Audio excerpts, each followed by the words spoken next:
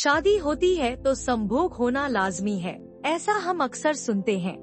कई लोग मानते हैं कि जब कोई लड़का शादी करता है तो उसके पीछे मुख्य कारण लड़की का शरीर होता है।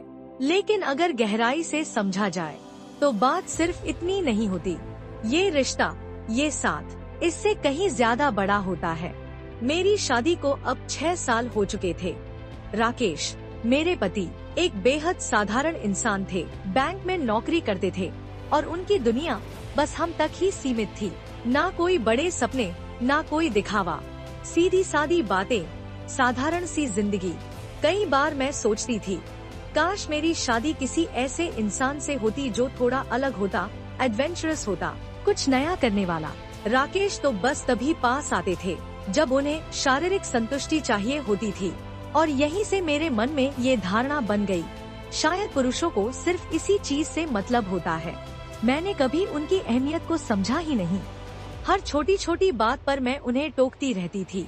कभी कपड़े ठीक से नहीं पहने, कभी दाल में नमक ज्यादा हो गया, तो कभी बच्चों का होमवर्क करवाते करवाते थक गए। और ये सब बातें मुझे खलती थी।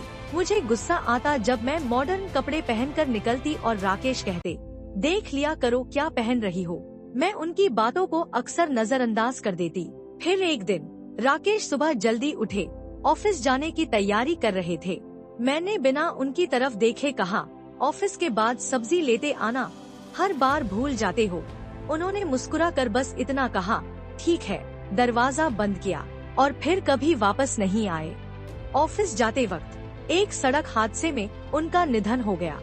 जब पुलिस ने आकर ये खबर दी तो ऐसा लगा जैसे जमीन ही खिसक गई हो। कुछ दिन बाद पता चला, राकेश ने हमारे नाम पर बीमा करवा रखा था। 1 करोड़ रुपए मेरे खाते में आ गए। रिश्तेदार बोले, देखो कितना अच्छा पति था, जाते जाते भी तुम्हारे लिए सोच कर गया। लेकिन मेरे लिए वो 1 करोड़ की रकम सिर्फ एक कागज का टुकड़ा थी। क्या उस पैसे से वो चाय वापस मिल सकती है जो हर सुबह वो मुझे बना कर देते थे? क्या उनका वो बच्चों के साथ खेलना या ऑफिस से लौटते वक्त पूछना, कुछ चाहिए क्या? क्या वो सब वापस मिल सकता है? अब मैं खुद मॉडर्न कपड़े नहीं पहनती, क्योंकि अब राकेश नहीं है, तो बाहर निकलने से पहले 100 बार सोचना पड़ता है। सब कुछ तो है, लेकिन उनके बिना सब अधूरा है।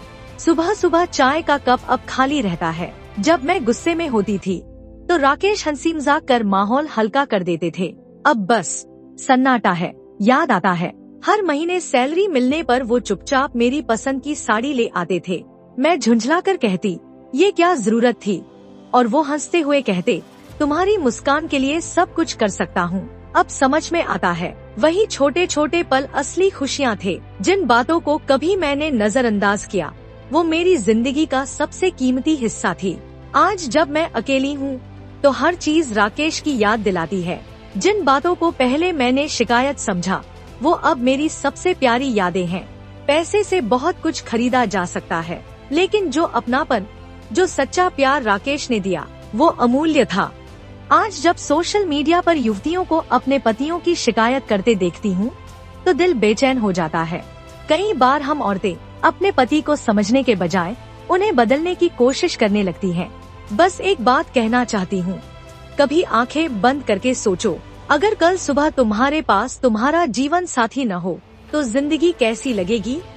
प्यार को समझो, जीते जी उसकी कद्र करो, वरना पछतावे के सिवा कुछ नहीं बचता।